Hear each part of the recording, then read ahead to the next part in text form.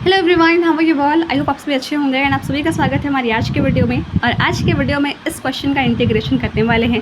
तो ये क्वेश्चन देखने में थोड़ा यूनिक लग रहा है, क्योंकि अभी तक हमने जितने भी क्वेश्चंस किए उसमें मॉड्यूलस इन्वॉल्व नहीं था। ये पहला क्वेश्चन है जो कि मॉड्यूलस से रिलेटेड है। तो जब भी आपके क्वेश्चन में मॉड्यूलस हो यानी बाहर मॉड लगे हुए हों, तब आपको एक स्पेसिफिक अप्रोच को फॉलो करना है और इसके लिए आपको थोड़ा रफ वर्क भी करना होगा। जो मैं रफ लिख रही हूँ अपने पेपर में नहीं लिखना है, वो आप पेपर के पीछे या कहीं भी जहाँ पर आप रफ वर्क करोगे वहाँ पर ये काम करना कि जो भी आपका मॉड के अंदर वैल्यू होगा उसको 0 के बराबर पुट कर देना है और उसके बाद x की कुछ वैल्यू आ जाएगी।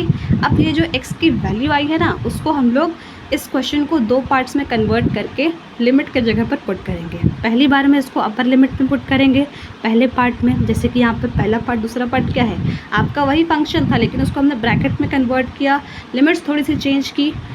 पहले इसको अपर लिमिट पर लिखा, अब उसके बाद जो सेकंड पार्ट है उसमें हम लोग क्वेश्चन का ही अपर लिमिट लिखेंगे और जो आपकी x की वैल्यू आई है उसको लोअर लिमिट में लिख देंगे और जो अंदर का वैल्यू है यानी कि फंक्शन है x के फॉर्म में उसको ब्रैकेट में।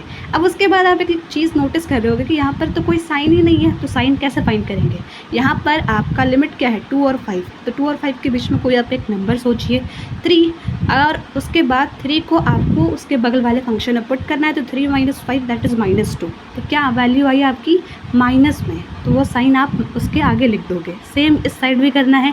यहाँ पर आपको -2 और 5 के बीच में कोई भी एक नंबर सोचिए। यहाँ पर -1 अगर आप लोगे तो यहाँ पर -1 -5 तो -6 आएगा। तो इस साइड भी वैल्यू क्या आ रही है, नेगेटिव। तो साइन सिलेक्शन करने में हमको यहाँ पर नंबर पुट करके देखना है उन दोनों के बीच का और वही साइन उस इंटीग्रेशन के सामने लिख देना है। बस इतना छोटा सा काम करना है साइन से रिलेटेड। अब उसके बाद सिंपली इस क्वेश्चन का इंटीग्रेशन करना है। तो वो कैसे करेंगे, सबसे पहली चीज़ जो हमने इस चैप्टर में सीखी थी कि अगर सिंप्लीफाइड फॉर्म में क्वेश्चन आया, यानी कि जैसे आपको यहाँ पर दिया हुआ है कि ब्रैकेट में x - 5 का इंटीग्रेशन फाइंड करना है, तो आपको डायरेक्ट मेथड यूज़ करना होता है। डायरेक्ट मेथड कैसे, अगर आपका कुछ वैल्यू दिया हुआ है उसके बीच में प्लस माइनस है तो उसको इंडिविजुअली सेपरेट कर देते हैं। तब ये 2 पार्ट्स में है, उसके बाद 4 में हो जाएगा। क्यों, क्योंकि यहाँ पर पहले वाले पार्ट में x.dx फिर -5.dx ऐसे ही करके फिर लिमिट पुट कर देना है।